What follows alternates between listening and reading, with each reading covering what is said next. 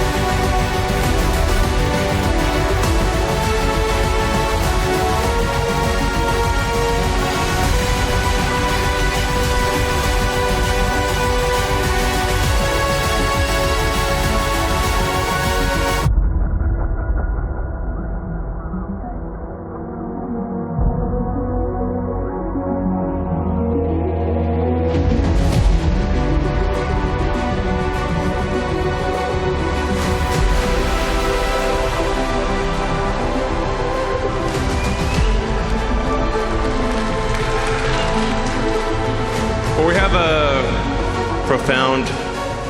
profoundly important announcement to make, which is the most epic chip-building exercise in history by far.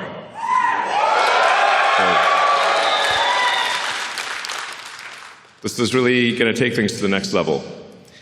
So, yeah, a level probably people aren't even contemplating right now. This is not in the... I would call this sort of an out-of-context problem. It's not in their context. So we're going to adjust the context by a few orders of magnitude here. Let's see. It's a joint effort. I'm pressing the button. But the button's not working. Oh, there we go. Okay. So, yeah, we aspire to be a galactic civilization. So I think the future that everyone, well, most people, I think, would agree is the most exciting is one where we are out there among the stars, where we are not forever confined to one planet, that we become a multi-planet species, like the best science fiction that you've ever read. You know, Star Trek, or Ian Banks, or Asimov, or Heinlein. And we want to make that real. Yeah, not just fiction. Turn science fiction to science fact. That's the glorious, exciting future that I certainly look forward to.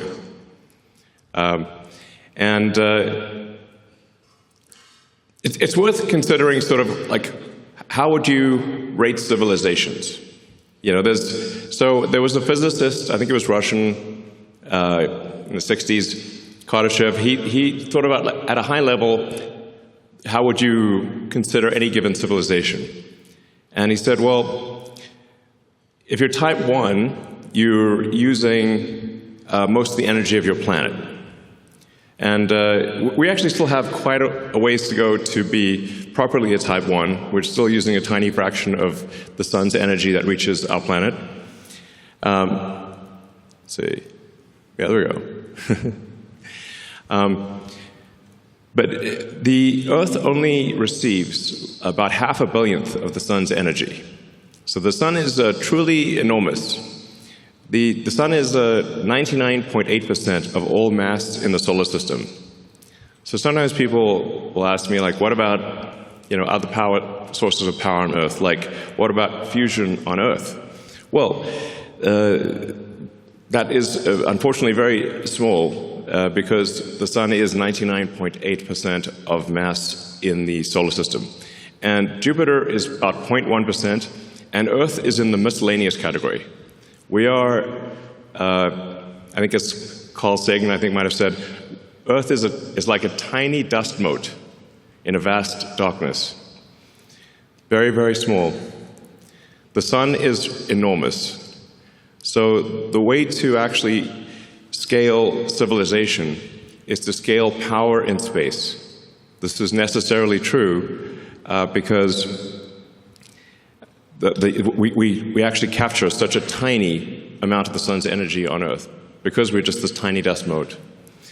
Another way to think of it is roughly like electricity production on Earth of all of civilization is only about 1/trillionth of the sun's energy, which means if you increase civilizational power output by 1,000,000, you would still only be 1,000,000th of the sun's energy.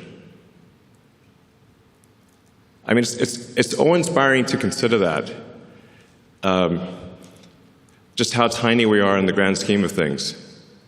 And yeah, we often get sort of caught up in these sort of squabbles on Earth that are really very sort of minor things when you consider the grandness of the universe. And so I think it is important, actually, to consider the grandness of the universe and what we can do that is much greater than what we've done before, as opposed to worry about sort of small squabbles on Earth type of thing. Not much point in that. Yeah, we want to be a civilization that expands to the galaxy with spaceships that anyone can go anywhere they want at any time. That would be epic. And have a city on the moon, cities on Mars, populate the solar system, and send spaceships to other star systems. That sounds like the best possible future. You know? So to do that, we need to harness the power of the sun. And so a terafab, while it is enormous, a terawatt of compute per year is enormous by our sort of civilizational standards. It is still just one step along the way of being even a Carter ship. You still have a long way to go to even be a Carter ship 2-level civilization, and you're not even registering as a Carter ship 3. So it's a very big thing by current human standards, but still small in the grand scheme. But very difficult for humans. So to accomplish this very difficult goal really requires a combination of efforts of SpaceX, XAI, and Tesla working together to create this epic TERAFAB project. So.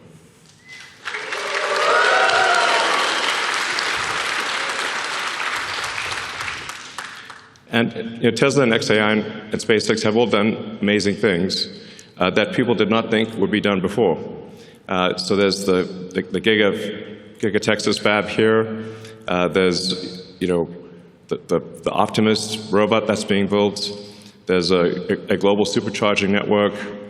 There's really quite a lot. And it wasn't that long ago when people thought electric cars wouldn't amount to anything. And there were basically no electric cars for sale when Tesla started. And people said it was impossible, and now Tesla's making 2 million electric cars a year. Yeah.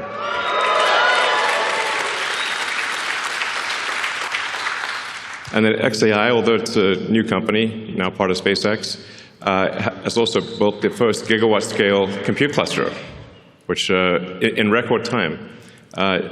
Jensen Huang from NVIDIA said he'd never seen anything built so fast in his life before. So a great compliment from NVIDIA. And then SpaceX, well, I guess you can read it for yourself. Well, you already know. I mean, the reusable rockets, people said that reusable rockets weren't possible, and even if you did do them, they wouldn't be economically feasible. So we did them, and then we made them economically feasible. And now we've landed over 500 times. And then we did the Falcon Heavy, and now we're doing Starship. And Starship is a critical piece of the puzzle, because in order to scale compute and scale power, you have to go to space, which means that you need massive payload to space. And Starship will enable that. So this gives you sort of just a sense of scale. We've got Optimus there, Optimus for scale. Optimus is about 5'11", so it gives you a sense of the size of the Starship V3 rocket. Starship V4 will be much longer, actually. The Starship V4 will make Starship V3 look kind of short. So we'll expand with Starship V3 to 200 tons of payload to orbit, from 100 tons with V3. And then you can see that that's just a rough approximation of the mini version of the AI sat. So that's roughly 100 kilowatts. It's showing the solar panels and the radiator to scale. So for some reason, there's been a bizarre debate about radiators in space. It's safe to say SpaceX knows how to do heat rejection in space with 10,000 satellites in orbit. Might know a thing or two. So you can see the radiator is actually quite small relative to the solar panels. And we call that the mini-sat, since that's just 100 kilowatts. We expect future satellites to probably go to the megawatt range. Yeah.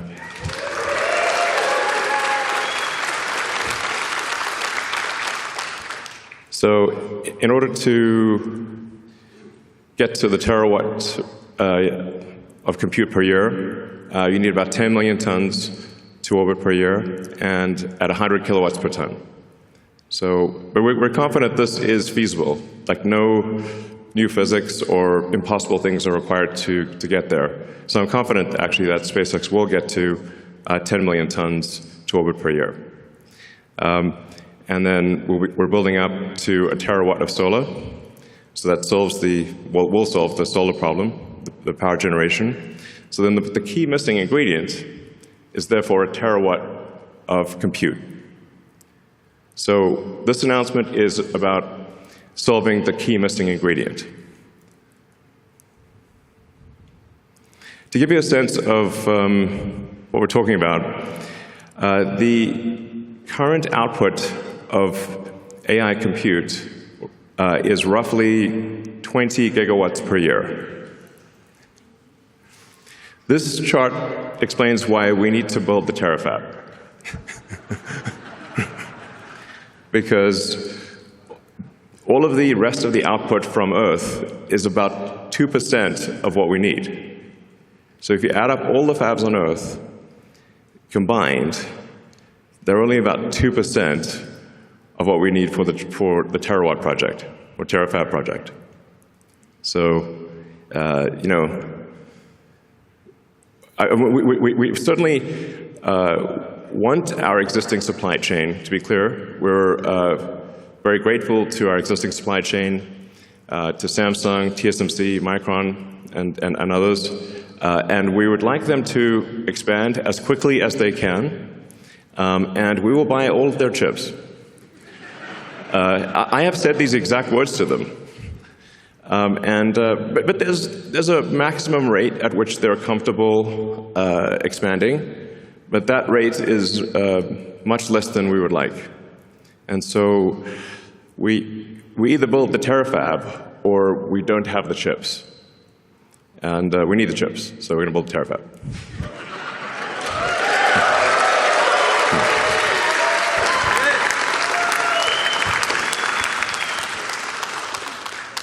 And we're starting off with an advanced technology fab here in Austin. And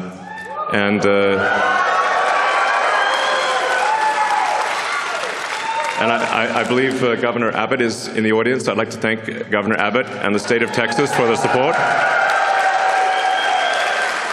All right.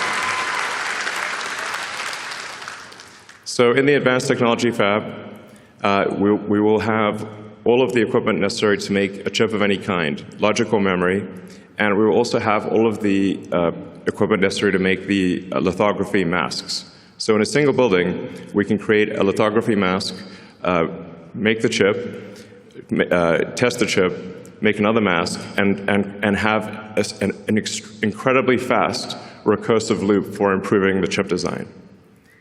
To the best of my knowledge, this doesn't exist anywhere in the world. where you've got everything necessary to build logic, memory, and do packaging, and test it, and then do the masks, improve the masks, and just keep looping it. So, and we're not just going to do conventional compute in this. I think there's some very interesting new physics that is potentially, that actually I'm confident will work. It's just a question of when. So this is we're really going to push the limit of physics in compute. And we're going to try a bunch of wild and crazy things, which you can do if you've got that fast iteration loop. That I can't emphasize enough the importance of being able to make a chip, test it, and then change the design, do another one, and have that in a single building. I think that our recursive improvement with that situation is probably an order of magnitude better than anything else in the world. Yeah.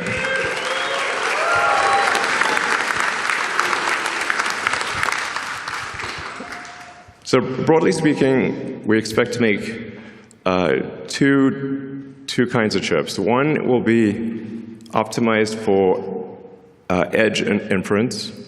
So that'll be used primarily in Optimus and in the cars, but especially in Optimus, because I expect the robots, humanoid robots, to be made 10 to 100 times more than the volume of cars. So, you know, if vehicle production on Earth is about 100 million vehicles a year, and I expect humanoid robot production to be somewhere between 1 billion and 10 billion units a year. So it's a lot. So, yeah, Tesla's going to make a very significant percentage of those, is our goal. And then we need a high-power chip that is designed for space, that takes into account the more difficult environment in space, where you've got high power, you've got high energy ions, photons, you've got electron buildup. It's a hostile environment in space. So you want to design the chip, you want to optimize it for space. And you also want to generally run it a little hotter than you would normally run a chip on Earth to minimize the radiator mass. So there are just a bunch of constraints that you design something differently in space than you would on the ground. And for the space compute, my guess is that is the vast majority of the compute, because you're power constrained on Earth. That's why I think it's probably 100 to 200 gigawatts a year of terrestrial chips, and probably on the order of 1 terawatt of chips in space, just because of power constraints on the ground. That's probably how it ends up. Space has this advantage that it's always sunny. It's very nice. So I actually think that the cost of AI and deploying AI in space will drop below the cost of terrestrial AI much sooner than most people expect. I think it may be only 2 or 3 years before it is actually lower cost to send AI chips to space than it is on the ground. Because in space, you don't need much in the way of batteries, because of it's always sunny. And the solar power, you're going to get at least 5 or more times the solar power you get in space versus the ground, because you don't have atmospheric attenuation or a day-night cycle or seasonality.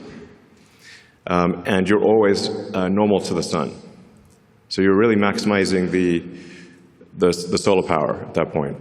And the space solar actually costs less than terrestrial solar, because you don't need heavy glass or framing to protect it from extreme weather events. So as soon as the cost to orbit drops to a low number, it immediately makes extremely compelling sense to put AI in space. It becomes a no-brainer, basically. Moreover, as you go to space, you get increased economies of scale and things get easier over time, whereas as you try to put more and more power on the ground, you run out of space.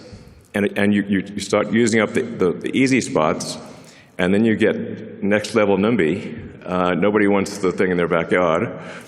So actually increasing power on Earth becomes harder over time and more expensive over time, but in space it becomes actually cheaper and easier over time.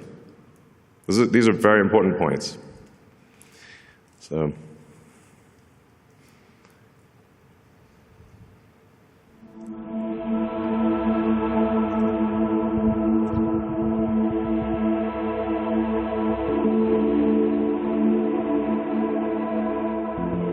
Yeah.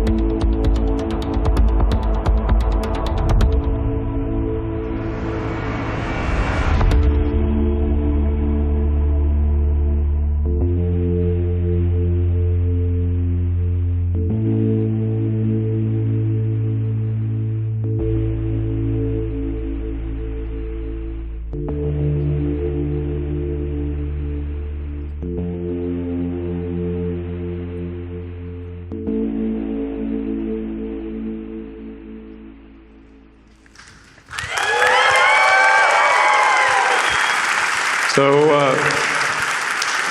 what you just saw there was, because of course you're asking what's on your mind is, well, what do you do after a TERAFAB?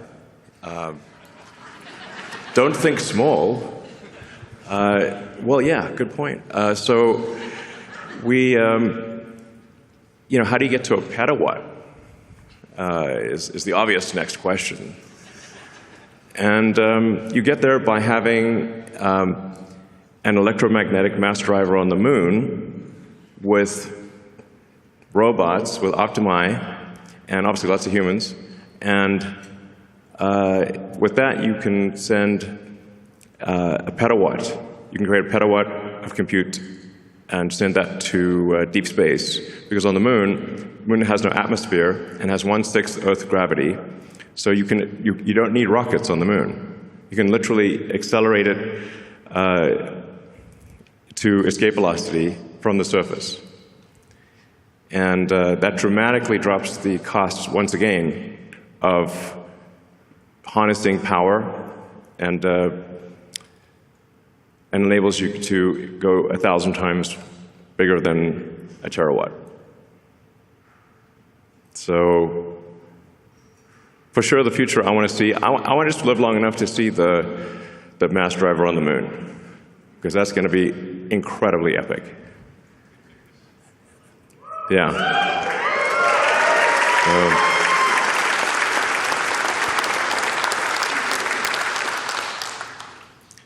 That should hopefully get us to 1/millionth of the sun's energy, at least. Humbling to think about that. But 1/millionth of the sun's energy would be 1,000,000 times bigger than Earth's economy, so it's good from that perspective. And then, yeah, you expand beyond that to the planets, to the other stars, and create the most exciting possible future that I can imagine. So.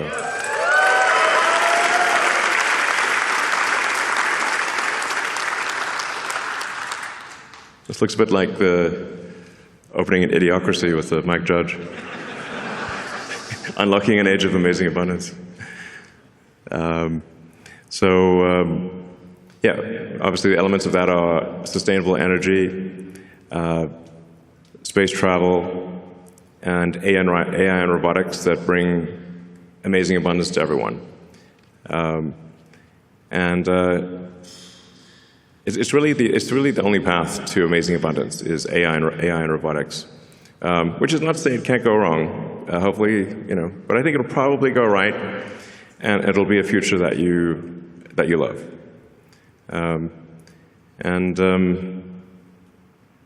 It's the best future I can think of, at least. And then we go beyond the moon, beyond Mars, and we sail through the rings of Saturn. Now, wouldn't it be amazing if you could buy a trip to Saturn? Or frankly, if you just have a trip to Saturn, I think things will just be free in the future. It sounds nuts, but if you've got an AI robotics economy that is anywhere close to 1 million times the size of the current Earth economy, literally any need you possibly want can be met. If you can think of it, you can have it. So I think Ian Banks, in his culture books, has it pretty much right, where there actually isn't money in the future, and there's abundance for everyone. If you can think of it, you can have it. That's it. Which means anyone could have a trip to Saturn. It won't be, just a few people. If you want it, you can have it. Yeah. So,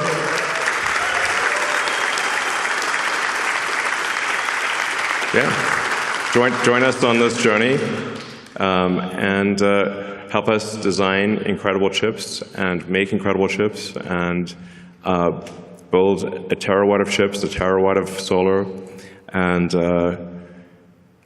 10 million tons to orbit per year. Thank you.